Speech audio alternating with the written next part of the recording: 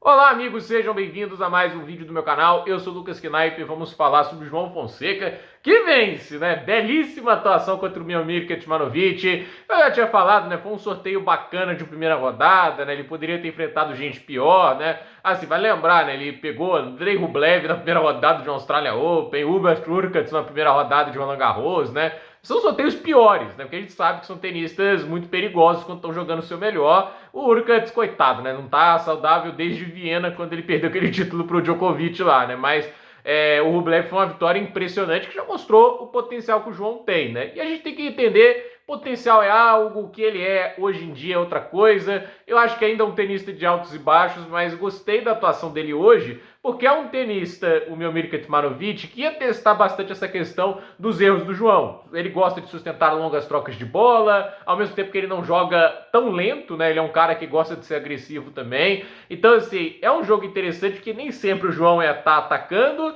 e, ao mesmo tempo, ele teria que construir um pouco mais. Eu acho que ele fez isso bem, né? Tipo, não foi perfeito, impecável, mas foi uma boa atuação e principalmente decisiva nos momentos mais importantes, ganhando os dois tie-breaks. O segundo tie-break especial estava 5-2 atrás e ele ganhou 5 pontos seguidos para fazer 7-5 no tie-break. E o terceiro set, aí sim, um nível de tênis maravilhoso desde o início da parcial, conseguindo machucar cada vez mais nas devoluções. E é o que mais empolga, o tênis dele melhorou no terceiro set. E assim, lidando contra um adversário que não é fácil, né? Tipo, o Kecmanovic não é o adversário mais complicado, mas também não é o mais fácil. Teve gente com sorteios piores, né? Mas a questão é, a gente viu o João jogar um nível bom e vencer em sets diretos, que é importante, num clima hostil, né? Quando eu digo clima hostil, é muito em relação ao sol, né? O Flushing Meadows, que é onde fica o complexo do US Open, né?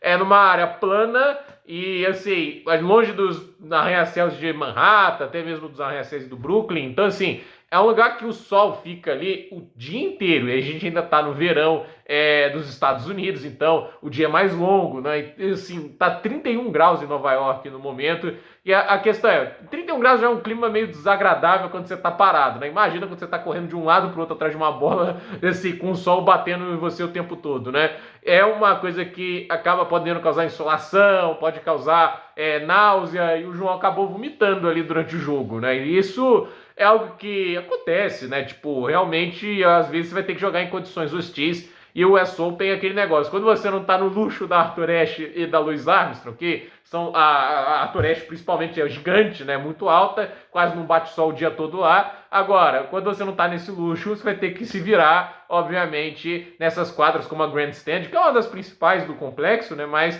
ele é baixinho, então o sol bate lá o dia todo, né, então não tem teto para arquibancada muito grande. Então, assim, o João Fonseca teve que encarar esse ambiente hostil contra um cara que tem muito mais experiência em Grand Slam do que ele, mas ele soube se virar muito bem. E assim, eu acho que ele conseguiu cada vez mais entender o ritmo do jogo. Eu acho que foi um oponente que obviamente não exigiu tanto na questão de variação. O Kecmanovic não é um cara que dá muito slice, não é um cara que joga mudando muito o ritmo dele, mas ao mesmo tempo é um cara que, assim como o João, gosta, né, desse tipo de jogo, né, de bastante trocas no fundo de quadra. E assim, esse é um jogo que pode ir pra lá, pra cá, dependendo de quem consegue se dar melhor nesse tipo de estratégia, entende? Né? Quem consegue acertar melhor, né, o tipo o tempo de bola, quem consegue agredir mais.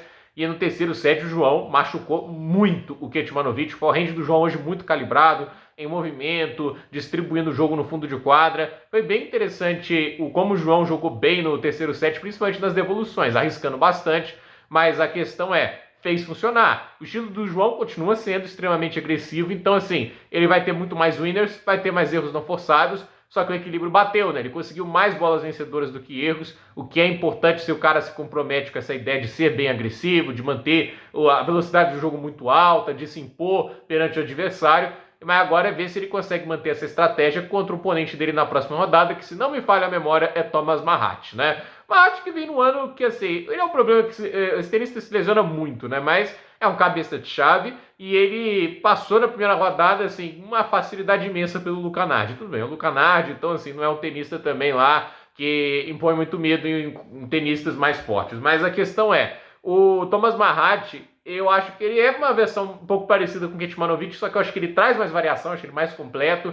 Eu acho até que ele tem uma bola menos potente que a do Kecmanovic, porém ele compensa isso com ótimo direcionamento de golpes e ele se defende e contra-ataca muito bem, né? Então é um desafio que eu acho que é um jogo que vai principalmente exigir mais da devolução do João, vai exigir muito mais dessa questão do timing, né, de poder saber o momento certo para atacar, de saber sofrer também, porque o Kecmanovic, né, é um tenista que acaba errando mais do que o Marat, ele não coloca tanto em movimento a bola como o tenista tcheco faz, então assim, Thomas Marat é um cara que vai levar o jogo para um lado mais físico, é um cara que devolve saque muito bem, extremamente inteligente no fundo de quadra, então é um tenista que vai ser um desafio, obviamente, mas a questão é, o João tem que aparecer como apareceu hoje, né? Frieza nos momentos difíceis, estava quebra-trás no primeiro set, conseguiu buscar, conseguiu um tie-break fantástico no segundo set ali, saindo de 5-2 atrás, e assim, a atuação dele ali no terceiro set é uma atuação que dá ânimo para que ele consiga enfrentar o Marat e bata de frente. O João, inclusive, na hora de enfrentar vários cabeças de chave, ele tem mostrado personalidade, mas a gente sabe, estamos falando de um tenista mais tempo ali no circuito, de um cara mais experiente, de um tenista que já tem vitórias grandes no currículo. O Thomas Marat, acho que foi ano passado, inclusive, ele venceu acho que o Carlos Alcaraz em Xangai. Então, assim, não pensem que o Thomas Marat é moleza, não. O Alcaraz, numa quadradura, já perdeu para ele. Então, não se espantem com o nível de tênis alto dele, mas ao mesmo tempo vamos ver também como ele mantém a saúde física, né? O Nardi nem testou isso porque foi, se não me engano, 6-3, 6-1, 6-1, então o jogo durou acho que nem 1h30, ali não deu para ver muito também do quão bem fisicamente está o Nardi. Obviamente esse jogo contra o João vai ser mais difícil, vai ser mais demorado, até porque o João tem muito mais recurso do que o Luca Nardi, mas a questão é, mais do que tudo, esse é um jogo que vai exigir do João inteligência, eu acho que ele vai ter que ficar mais nos pontos. Eu espero ver ele colocando mais a devolução em quadra. Hoje ele no terceiro set pagou muito bem, porque acho que ele já tinha pegado bem o tempo de devolução. Aí ser agressivo nas devoluções funcionou. Ele queimou muito menos devolução do que ele estava fazendo, por exemplo, contra o Skullgate, né? Do que ele fez em outras partidas que a gente poderia ter enxergado talvez um pouco mais de calma nesses momentos. Mas de qualquer maneira, né? Eu acho que a atuação dele hoje ela foi interessante, eu acho que ela foi de melhor nível do que ele vinha apresentando até agora nessa gira de quadradura, e acredito que a tendência é só melhorar na quadradura daqui pra frente, porque ele já vai pegando cada vez mais o ritmo, ele vai continuar nessa superfície por bastante tempo, e isso aconteceu lá no início do ano, ele foi só melhorando. Em Miami ele estava jogando um nível de tênis de muito respeito, ele ganhando do Gumbé, dá trabalho a um cara do calibre do De Minaur, então assim, vamos ver, estou bem curioso para isso, né? Eu acho que esse calendário final aí, ele vai ter agora o US Open. Se ele vence o Marat, ele enfrenta o Menzik, né? Possivelmente, o Menzik tem ganhado o Blanchet, né? Se ele vence o Menzik, ele tem que enfrentar um Fritz, possivelmente, né? Eu não vou aqui iludir as pessoas com o João tem chance de título, que eu não acho que isso vai acontecer. É apenas o primeiro US Open dele, se ele chegar a uma terceira rodada já é positivo, ele vem somando bons pontos, vai conseguindo uma subida no ranking, quem sabe ele não entra no top 40 ao fim desse torneio. Eu acho que esse é o objetivo principal para que no fim do ano ele consolide uma entrada no top 32 e chegue lá no Australia Open, por exemplo, como um cabeça de chave. Aí ele só enfrenta outro cabeça de chave, alguém mais bem ranqueado, a partir da terceira rodada. É isso que ele tem que pensar mais, né? Nesse momento ele está a 12 posições disso. É possível. E acho que, assim, a experiência de jogar um Grand Slam, ela é muito importante, e enfrentar um Thomas Marat vai ser bacana, é um tenista de qualidade, é um tenista que está ranqueado como cabeça de chave nesse torneio. Então, assim, é um tipo de tenista que ele, cedo ou tarde, tem que enfrentar na hora de ganhar torneios, na hora de querer avançar mais longe de uma competição disputada. Então, a ver o que acontece. Gente, por esse vídeo é isso, dúvida nos comentários, deixe seu like, se inscreva no canal, compartilhe esse vídeo, bora João, vamos conseguir uma campanha aí mais longe possível, quem sabe vence aí o Marat e a gente pode ter, quem sabe, um João Fonseca e Menzik. Aí a comunidade aqui do YouTube, do Twitter vai à loucura vendo os dois melhores jovens talentos, não, os dois melhores sub-20 do tênis na atualidade. Então, por esse vídeo é isso, gente, até a próxima, pessoal.